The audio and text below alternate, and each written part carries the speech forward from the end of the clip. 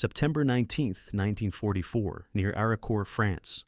The autumn fog lay thick and wet over the rolling fields of Lorraine, a gray curtain that muffled sound and shortened the world to a few hundred yards. It was a weather front that would prove more decisive than armor plate. Within 10 days, a handful of American tank companies from the 4th Armored Division would destroy or disable over 260 German armored vehicles, achieving kill ratios approaching 10-1 in some engagements. This victory was achieved not by matching the superior gun and armor of the German Panther tank, but by a combination of crew training, tactical agility, and battlefield awareness that turned the Wehrmacht's technological edge into a liability. The German offensive was intended as a hammer blow. After the rapid Allied breakout from Normandy, General Hasso von Manteuffel's 5th Panzer Army was ordered to strike the exposed southern flank of General George S. Patton's 3rd Army. Spearheading the assault were two newly formed units, the 111th and 113th Panzer Brigades, equipped with factory-fresh Panzer V Panther tanks. On paper, the Panther was a world-beater, armed with a long-barreled, high-velocity 75mm KWK 42 gun, capable of killing an M4 Sherman tank from over 2,000 yards away. Its thickly sloped 80mm frontal armor was effectively immune to the Sherman's standard 75mm gun at all but the closest ranges. German planners expected these formidable machines to brush aside the seemingly outmatched American armor. Facing them was Combat Command A of the 4th Armored Division, a veteran formation that had perfected a doctrine of fast-moving, combined arms warfare. Their primary weapon, the M4A3 Sherman, was an automotive marvel, but a gunnery underdog. Yet, what the Americans lacked in individual striking power, they made up for in coordination. According to the 4th Armored Division's after-action report, September 1944, their doctrine emphasized using terrain and weather to force engagements at close range, where maneuverability and rapid gun-laying could overwhelm a heavier opponent's advantages. Inside the turret of his M4 Sherman, in the mood, Lieutenant Colonel Creighton Abrams, commander of the 37th Tank Battalion, felt the damp chill seep through the steel. He and his men knew their tanks were vulnerable, but they also knew their gunnery was fast and their teamwork was seamless. Drilled over thousands of hours on ranges back in the States and honed in the brutal fighting across France. Abrams's philosophy was simple. The best way to defend is to attack. It was a mindset that relied on every crew knowing its job cold. The economic and industrial philosophies of the two nations met in the Lorraine fog. The Panther was a masterpiece of engineering, but it was complex and costly, requiring over 150,000 man-hours to produce at a cost of nearly 120,000 Reichsmarks. Germany produced fewer than 6,000 during the entire war. The M4 Sherman was a product of mass production, costing around $45,000 in 1944 US dollars, and built with standardized, easily replaced components. The Ford Motor Company alone was rolling out hundreds per month. This industrial reality meant American commanders could afford losses and get replacements quickly, while every Panther lost was a nearly irreplaceable blow to the Wehrmacht. This industrial disparity was mirrored in crew training. American tankers received over 300 hours of instruction, firing dozens of rounds in practice before ever seeing combat. By contrast, the crews of the new Panzer Brigades were often rushed through training with minimal experience. They were masters of a deadly instrument, but novices in the art of a coordinated tank battle. As the 1st Panthers of the 113th Brigade advanced near Rechicourt-le-Petit, they moved with the confidence of men in superior machines. The long 75mm gun of a lead Panther poked through the fog bank, a gray specter seeking targets. A shell cracked through the air, and an American tank destroyer from the 704th TD Battalion erupted in a gout of flame. But the American response was instantaneous. Instead of panicking, Sherman platoons used the fog as a cloak. They maneuvered on the flanks, engines roaring in the damp air. An American 75mm round slammed into a Panther's loud explosion. The energy of the impact turned into a white flash and a burst of shattered steel fragments. The entire 45-ton machine shook. Inside, the crew would be shaken by a strong jolt, even if the armor had held firm. Another followed, then another. The Panther, its turret traversing too slowly, was caught in a crossfire. Within minutes, the hunter had become the hunted, a burning monument to the reality that in battle, the quality of the crew often mattered more than the thickness of their armor. A German Panther tank was an engineered predator, but it was a solitary one.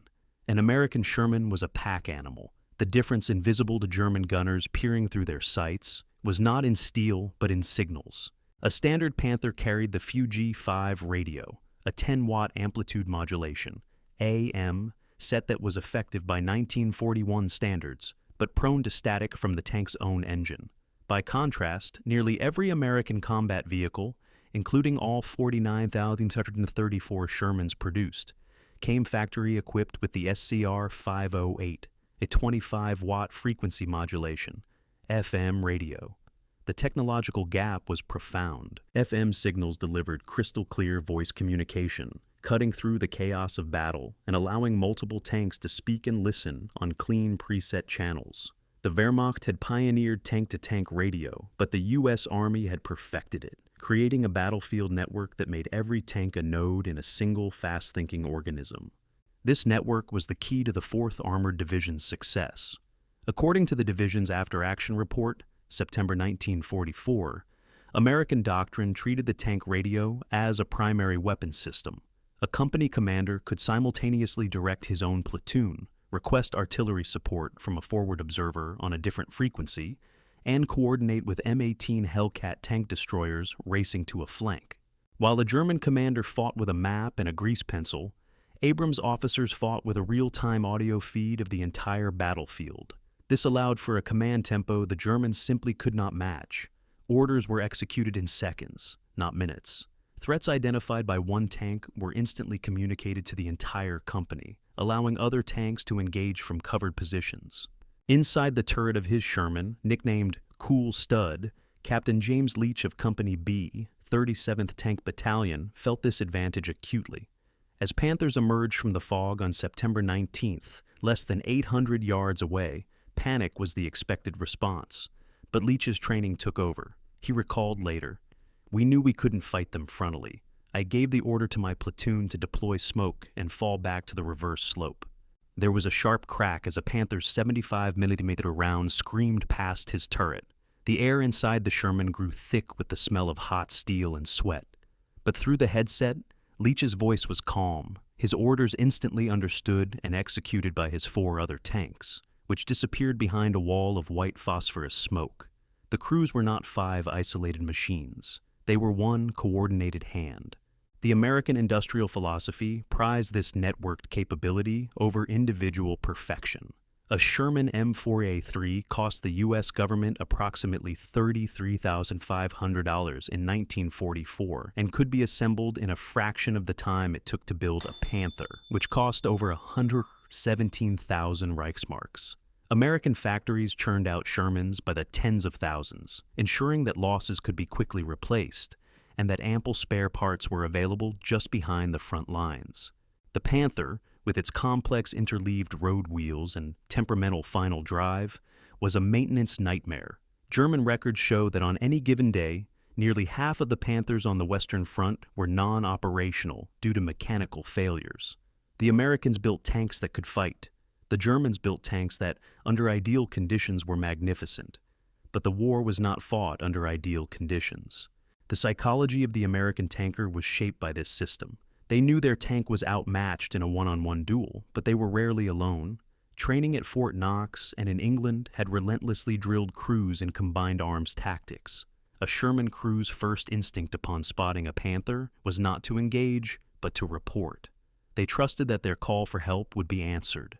Within minutes, a storm of 105mm high explosive shells from supporting M7 Priest self-propelled artillery would descend on the German position, blinding the superior enemy optics with smoke and steel fragments and forcing the Panther crews to button up, drastically reducing their situational awareness. The initial German attack on September 19th faltered not because of American firepower, but because of this systemic shock. The Panthers, expecting to pick off Shermans at long range, instead found themselves shelled by unseen artillery, flanked by lightning-fast tank destroyers, and engaged by Shermans that appeared from unexpected directions. According to the 113th Panzer Brigade's captured war diary, German commanders were baffled by the speed and precision of the American response. They were fighting yesterday's war, a war of duels, while Abrams was fighting tomorrow's, a war of networks. The Panthers' 75mm Qk-42 gun fired a shell at over 3,000 feet per second, able to penetrate the Sherman's frontal armor from a mile away.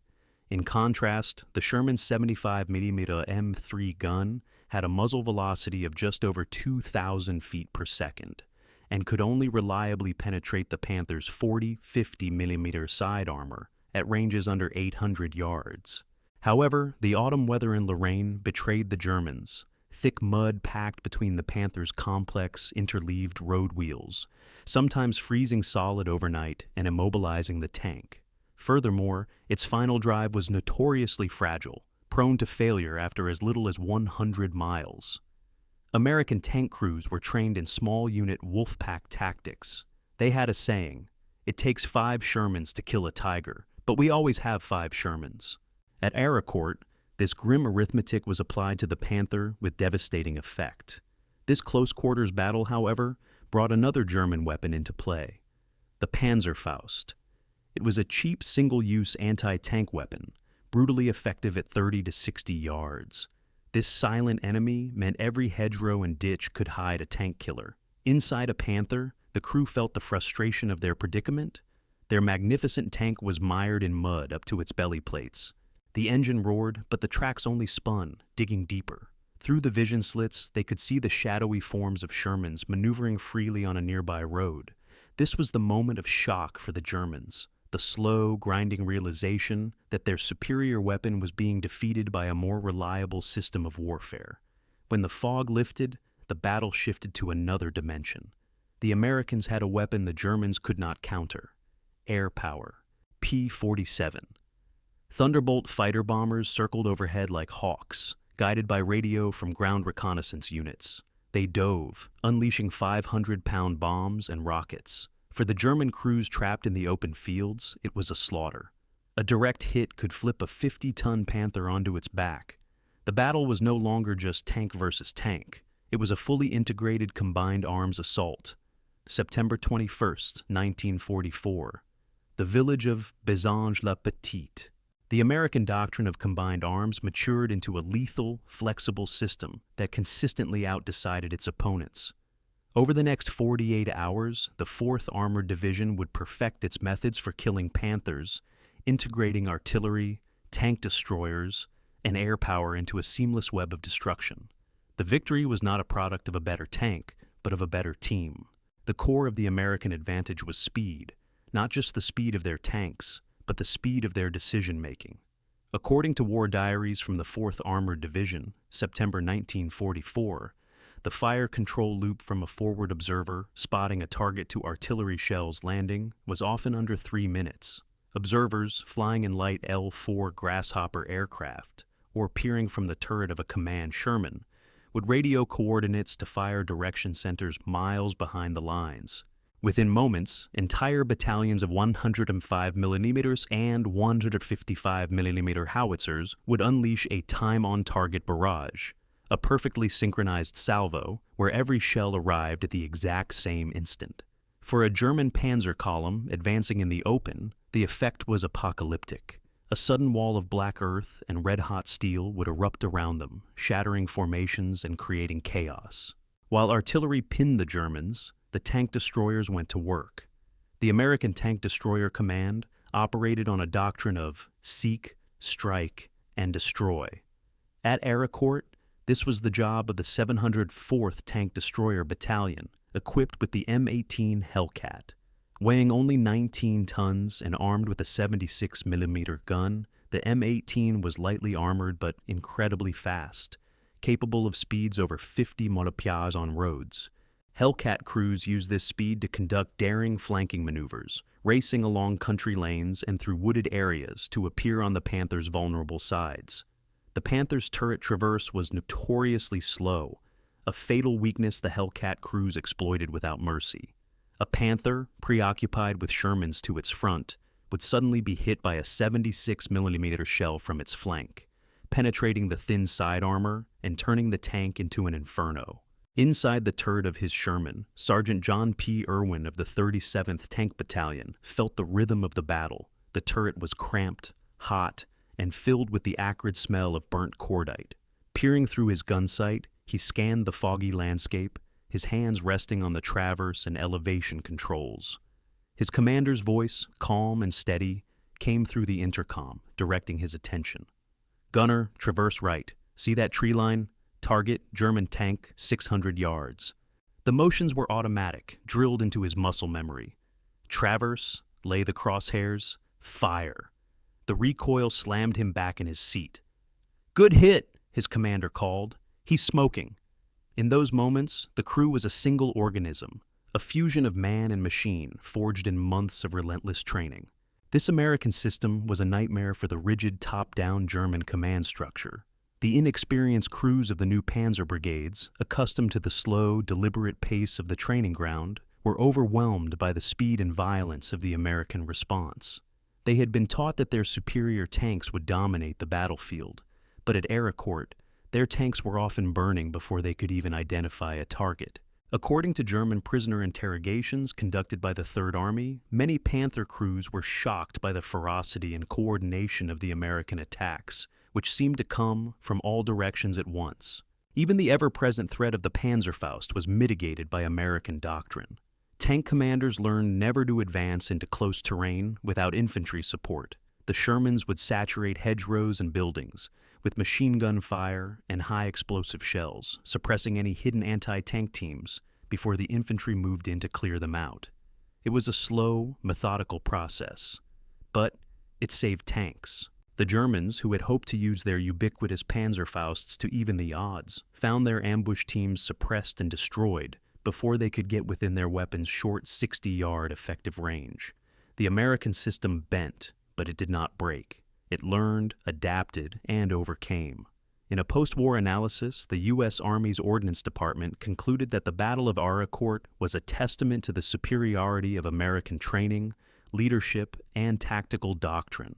Over 10 days of fighting, from September 19th to September 29th, 1944, the 4th Armored Division had systematically dismantled 2 German panzer brigades and elements of a panzer division. The final tally was staggering. According to the Third Army's official after-action report, October 1944, American losses amounted to 48 armored vehicles. German losses were confirmed at over 260 tanks, and assault guns destroyed or captured. In one of the greatest tank victories of the war, a force of Shermans had not only defeated but annihilated a technologically superior enemy. The strategic impact was immediate and decisive. The German counteroffensive in Lorraine was shattered, securing General Patton's vital southern flank as his Third Army pushed toward the Saar River and the German border. The 5th Panzer Army lost a significant portion of its remaining operational armor in the west, a blow from which it would never fully recover. These were veteran crews and new Panther tanks that the Wehrmacht desperately needed for the planned winter offensive in the Ardennes. Their destruction at Arracourt in September significantly weakened the forces available for what would become the Battle of the Bulge. The victory was forged in the industrial heartland of America. The Shermans that fought at Arracourt rolled off assembly lines in factories across the Midwest, in Detroit, Flint, and Dearborn. This arsenal of democracy produced tanks with a philosophy of mass production and reliability. Standardized parts meant a damaged Sherman could often be repaired in the field in a matter of hours. The Panther, by contrast, was a product of a German industrial base already strained by years of war and crippled by Allied strategic bombing. Spare parts were scarce, and a mechanical failure could take a Panther out of the fight for days or weeks. At Arracourt, a Panther with a broken final drive was as useless as one destroyed by a 76mm shell. Years after the war, a veteran of the 37th Tank Battalion recalled the battle not as a clash of titans, but as a series of small, terrifying encounters in the fog. He remembered the constant dampness, the taste of coffee mixed with gasoline, and the gut-wrenching tension of waiting for the unseen enemy to appear. "We knew their guns were better," he said in a 1985 interview. "We knew their armor was thicker, but they didn't know how we fought. We never gave them a fair fight. That was the essence of the American victory. They refused to fight the battle the Germans had planned. The final scenes at Arracourt were a grim tableau of the battle's outcome. The rolling fields were scarred with the blackened hulks of German armor. Dozens of Panthers, their long guns pointing uselessly at the sky, sat silently in the mud. The air, once thick with the roar of engines and the crash of gunfire, was now quiet, broken only by the sound of American recovery vehicles dragging away the wreckage. The landscape was a graveyard of steel, a monument to a failed offensive and a shattered myth of technological invincibility. In the end, Arracourt was a victory of software over hardware. The American system, a combination of flexible doctrine, intensive crew training, seamless combined arms coordination, and a robust logistics chain, proved more potent than the Panthers' superior armor and gun. Lieutenant Colonel Creighton Abrams and the men of the 4th Armored Division had demonstrated a fundamental truth of modern warfare. It is not the quality of the individual weapon that determines victory, but the quality of the system that wields it. The Germans had built a better tank, but the Americans had built a better army.